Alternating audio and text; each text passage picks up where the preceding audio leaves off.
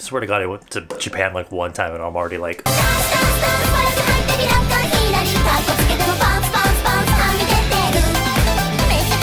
Hi, I just came back from Japan. I just came back from Japan. I did a little shopping in Japan. I feel like I have to go back to Japan because I didn't explore that much. I just feel like you can't do everything in a week. But I did make sure to stop by the Don Quixote and some makeup shops to pick up some things because I wanted to do a look showcasing Japanese drugstore makeup, which I think the only Japanese makeup I use is that eyebrow thing from Canmake, or not Canmake, but Heavy Rotation. Packaging.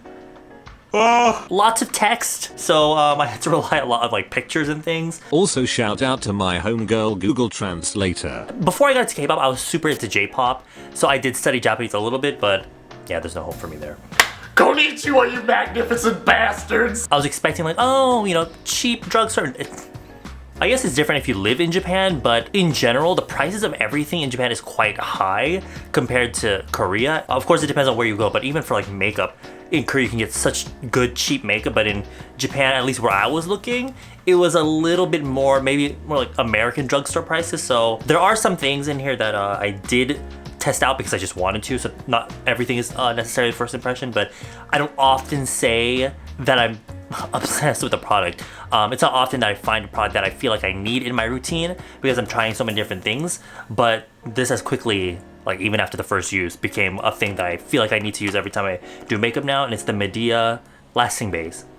Now this isn't the only thing like this. Most of these things I got from Don Quixote, which is like the kind of Japanese, I don't want to say Walmart, but it just has everything. It's like a Target, but it's like really messy and like just everything is shoved in like these shelves. But this is not the only sort of thing like this, where if you see on the back here, it's meant for like this area of the nose because it can get really humid in Japan. So a lot of their things are very oil controlling. A problem I tend to have is with my nose contour or anything on my nose. Not that it disappears, it just kind of, the oil on my nose comes up and like kind of just eats all the makeup off.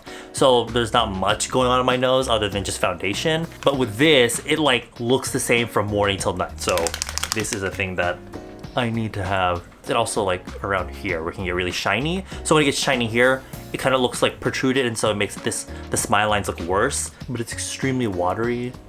And I really just need like that much because a little bit goes a long way. You know, it kind of reminds me of, remember back in the day when everyone was using milk of magnesium to control their oil? And I kind of like just let that set. I bought 3 foundations, but I just bought them because they seemed really interesting to me. Here's one, the Kate one. This is actually already available in Korea. It's actually pretty popular. The Base Zero Powdery Skin Maker. The only reason I got this is because I figured it would be cheaper to buy in Japan. Not exactly super affordable, but one of the main reasons I got this is because number 3, there's actually 5 shades. One thing I noticed about Japan is they're not really like, they definitely have more shades for a lot of their foundations than Korea. Not like a whole ton, but like they tend to have like 5 to like 8 or so foundation colors for a lot of their drugstore foundations, which is nice, I guess. Looking at the advertising and things around Japan, of course, I was only there for a week. I'm not Japanese, but I'm sure, you know, lighter skin or whatever is considered beautiful or whatever, but in their advertising it didn't seem like they were trying to go for that look anyway. It seemed more natural in a way. In general, I feel like with Japanese photography and like their advertising, it seemed a lot more natural, I guess, more real, if that's the word. But I got number 3 because it's so yellow. That might not look that yellow to you here, but I'll keep this on here and I'll swatch the other foundation for you. What I noticed is they'll either have like 5 shades or they'll only have like 1 or 2 shades for some foundations. The FlowFushi Area Foundation. FlowFushi is a brand I discovered through Pony because she used their eyeliner and then they became available in Olive Young. But I got this because the packaging is really interesting. But also the formula is one that I was interested in getting. There's a cover version and there's a natural version, which is a more dewy, glossy version, which is because I have so many full coverage foundations that I just wanted something more natural. This end is a brush. And this end is actually the thing that contains the foundation because it comes in a wand type. Do you see how yellow that is now? It's kind of like this ochre shade. You don't see a lot of ochre shades in American brands or Korean brands. And then there is SUGAO, which was advertised a lot. The thing about this foundation, the Airfit CC Cream Smooth, this is also only in 2 shades. I got the one in Pure Natural, the lighter one. It's kind of like if you mix a foundation with a primer, it's not even liquidy at all. Mousse, you know what it reminds me of? It reminds me of that Maybelline Dream Mousse foundation from years ago. Because when you spread it, you probably can't see it. It actually smooths out the pores and fills in the lines. But I can tell that if your skin is dry at all, it's gonna stick in like all the fine lines. It's gonna make your skin look worse. The SUGAO is the cheapest one amongst them all, and it's kind of the texture I really want to try. So I'm going to try this one. This was like a little under $10. I feel like this is the type that you need to use with fingers or a brush. And I think you need to keep rolling it on the skin. Oh god. Now I do have a friend in Japan that did warn me that their base product is not that good. And I assumed because it was so heavily advertised that it would be decent to some extent, but I don't think it did much. It covered like, it gave me the slightest like veil of coverage, but like nothing happened, especially on the little spots. It blended up beautifully though, but I don't think that matters if you're not gonna get any coverage. There's almost a kind of blurring, softening effect. I'm not surprised because of the way it swatches, but it feels like it's sitting on my skin. The more I try to blend it, the more sheer it gets, but the less I blend it to try and keep coverage, the more thick it feels, and like it's like sitting, I can just wipe it if I touch my face. It evened out my skin a little bit, but not enough to cover anything else. It was good, wasn't it? Let's face it. No. It's a no from me. I'm just gonna use the Kate one on the other side. The look definitely seems to be more matte in Japan. In Korea, you know, in general, they really like that natural kind of glow. Some people like matte skin as well, especially people with oily skin, but in Japan, especially with the products that were available on the market, it seemed very, like, the look was just matte. And you know, another thing I noticed is that the colors they have, there just doesn't seem to be very much of like a trend with the colors. Brands just seem to, it was very like American style. It was very like colors available in all sorts of different, like they had blues, you know, yellows and greens are like their eyeshadows. There were some girls, I guess, that had K-beauty style makeup. Again, I didn't really explore all of Japan, but even in Harajuku, it seemed to be mostly overtaken by tourists at this point. So I didn't really see any of like, you know, when those British people go to Japan to film those documentaries and they're like, Harajuku, the center of Japanese culture. And then they show like these really like girls that dress up in like all this kawaii shit. But when I went there, there wasn't really any of that. Of course, I just went to the main street, that one street in Harajuku, but yeah, I didn't really see that. That dries so damn quick. But you can see it definitely does something. It looks a little bit uneven though because it dries. It reminds me of a thin version Revlon Color Stay. Whew. Does anybody remember that? Or I forgot to pick up concealer, so I'm just using my regular one from 3C, the medium beige one. And actually here, this is the concealer and this is the foundation. You can see how yellow the foundation is in comparison. All right, so there's foundation. I can tell that if your skin is, if you don't like take care of your skin, like if you don't moisturize it well, you're not gonna like it because it's pretty fucking matte. Another brand I got a lot of things from is Excel. They're just brow pencil that has like the brow powder thing and a brow mascara because I just want to try something new. But there's one thing that I saw, and it's not really, actually, this is an American brand, but I think it's just they're Japanese. This thing, the little brow stamp. Brows have become like a thing in my routine where I like dread having to do them just because, not because I hate it, but it's just because I think brows make a whole difference, but it's the same monotonous sort of thing. It's not like eyeshadow where you can be creative, even though we all fucking know I'm not that creative with eyeshadow. Comes like this, you've got your left and right brow, and then on the bottom, the brow powder, which seems to be a good match for what I would normally use with my brows. I did see a few YouTubers trying things like this, and the problem seems to be they can't get it positioned correctly because this thing sort of blocks your ability to see where you're putting it on. So I think that's what the issue I'm gonna run into.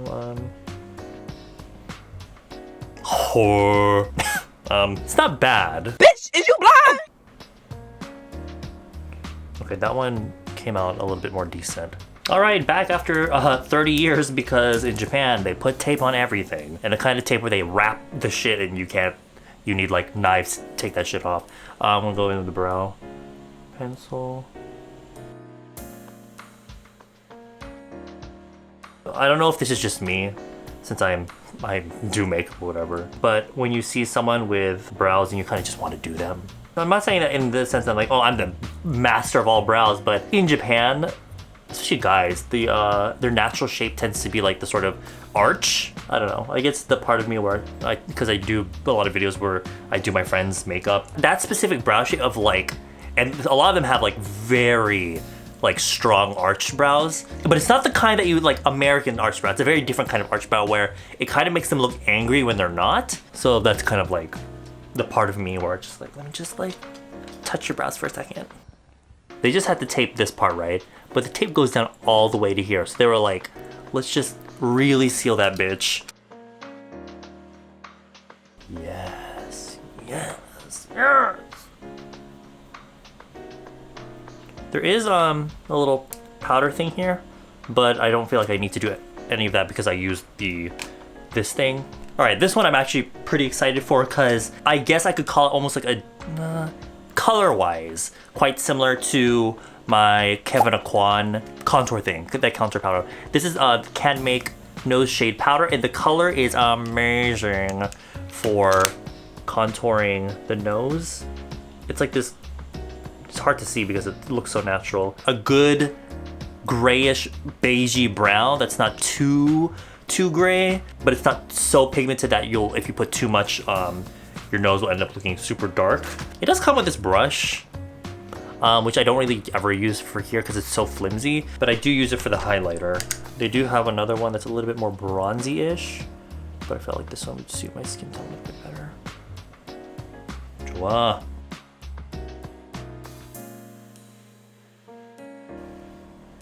And then I'll use this. The highlighter is a really unique shade. It's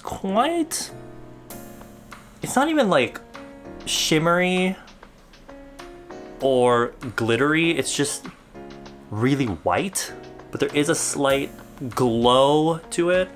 So it really makes a difference. I think if your skin's a little bit deeper than mine, it might not suit you because even for me, it doesn't really suit me because it looks so white. Yes. It's a good combination of pigment and like blendability so that it's not too little, it's not too much. I got a lot of blush stuff. There is a SUGA one that, oh my god, more fucking tape. My friend said that cheek stuff from SUGA and the tints are really good. This one is a kind of like, again, kind of like the foundation, very moussey. The packaging is adorable, it's really simple. I'm really into simple packaging. Kind of looks like something you could eat.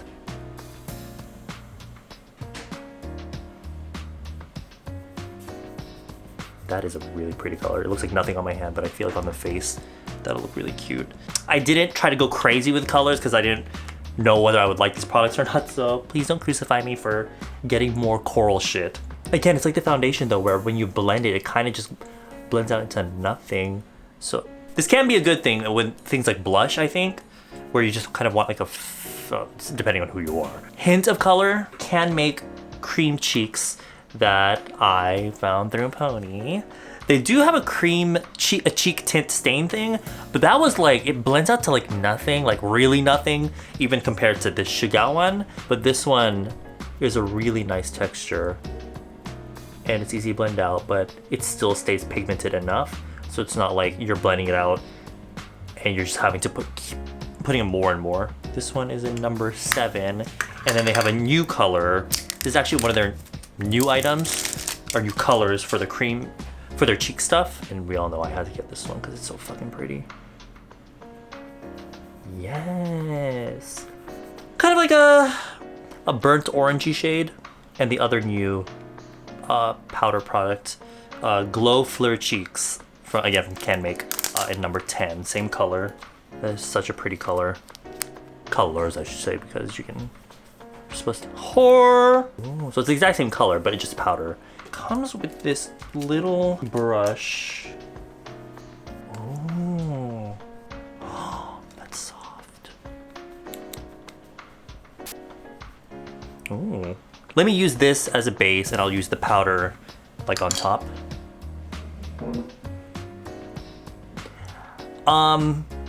Again, I was only there for a week, I didn't go everywhere.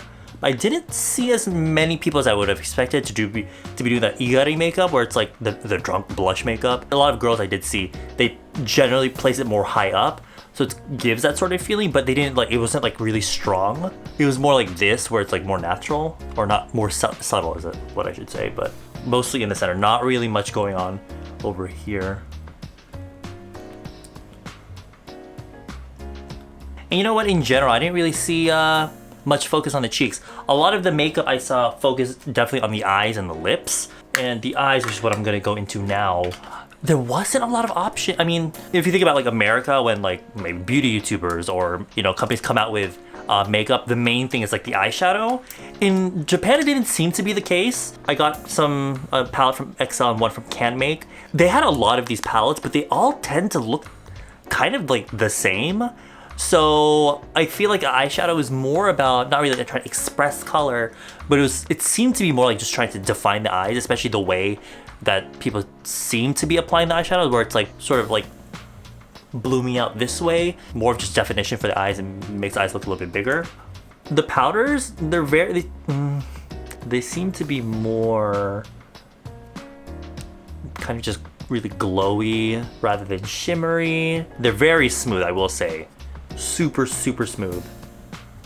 Do you see what I mean? It kind of gets darker and then lighter up here, this sort of way. So rather than eyeshadow, it's definitely more focused on like maybe eyeliner and lashes. That was definitely a thing that was popping off in Japan. Lashes, false lashes, mascara. One of the more popular mascaras in Korea is the heroin mascara, and that's Japanese. So because again, Japan is a more humid country, so mascara is definitely one of those areas that they focus on. But the one I do want to use is this little number here. Very shimmery looking, but that's me. I'm gonna use this shade.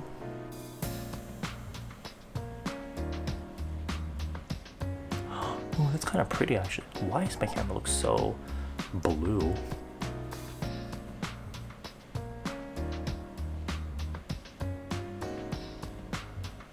All the shades do have shimmer in them, but I don't really mind because, especially in a palette that's really simple and only has like 3 colors, like a beige shade, a highlight shade, and a deepening shade. Shimmers, because of the nature of them, they can add depth to your eyes, especially if you have more. Do you see, I only put one shadow, but on the outer corner, because it's more back, this deep area, it creates this sort of like illusion of almost like a second color there. I'm gonna go with a deeper shade in the outer corner and just on the lash line. Yeah, this is pretty much the look that I saw in girls. And then the highlight shade in the inner corner, going into the aegyo. That is kind of chunky, actually. I did see some girls kind of emphasizing their aegyo, like right here. But yeah, I only saw like 2 girls. But I feel like that really opened up my eyes. Oh yeah, eyeliner. FlowFushi, their Mote liner. They already have this in Korea, and this is the color I used to have. I bought it again because I really liked it. It's their brown one, and it's not in there. This one right here, one of my favorite. But I also went to Canmake, and they had this one that really caught my eye, and I just felt like I wanted it.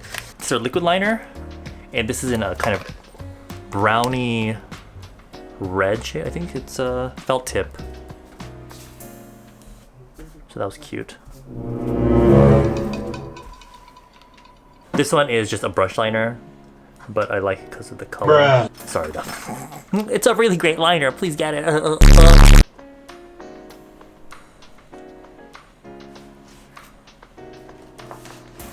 said I would use the other blush, but I didn't. And because the eyes are a little bit dark, but the blush is kind of pinky, I'm gonna use this one to kind of match them up a little bit better. Jesus. What the fuck have I done? I think because there's that pinkier color underneath, the powder one is definitely coming off more of a pinky red. I don't mind it, but that's just how it be. Okay, now that I did all my face shit for the thing that I really went to Japan for, the Canmake marshmallow face powder that was on, bitch, you guessed it, Pony's channel. Now it actually has a little bit of coverage, so I'm only interested in using it to set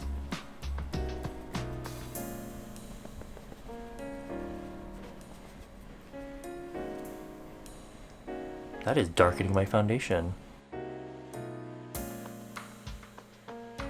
I did get the darkest color of this, just in case. But it definitely smooths everything out. Alright, then last but not least is the lip Mote. Mote from SUGAO once again. I did get their little tint. It's like the simple, that almost looks like something they would sell at the dollar store. Oh shit, that's bright. But it applies really thin, so that actually looks like a really cute color for putting on top of just your natural lips. Then there was this sort of a Stay On Balm Rouge from, I almost said the Body Shop, from Canmake. That's really sheer. But it's nice, it's like a lip balm that you just slap on. In Japan, with their lips, a lot of them very glossy, but it's not like they like overline their lips. They literally just follow the exact shape of their lips, and they tend to just do a full lip with whatever product they're using. I did see a few girls with sort of like the, you know, tint where it's like just in the center, the very Korean style of doing it, but in general, it's just kind of like this. Glossy, which is nice because, you know, sometimes matte lips can be a bitch to deal with. But there is this Jelly Kiss Oil in Color Lip. Remember that point in time on YouTube when everyone was trying the most beautiful lipstick in the world?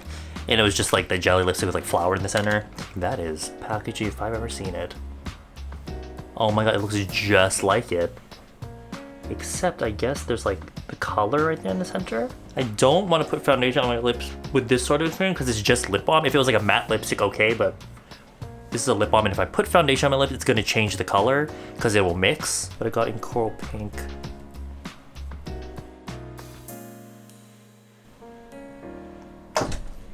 I mean, there's a hint of color. This is a very Japanese lip. 그냥 그래. It's just alright.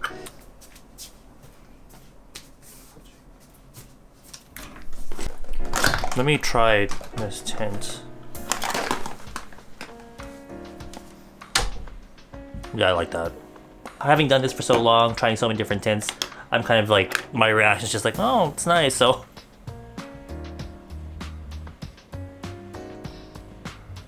I do want my lips to look a little bit more juicy. So when you smack and let the extra product kind of sit a little bit above your lip line, it does kind of make the center of your lips look a little bit more pouty. Okay, so there is the look. Not different from what I usually do, but it's more about trying said products. Okay, I'm gonna go do stuff today, so see you later. Sayonara. ありがとうございました。はい。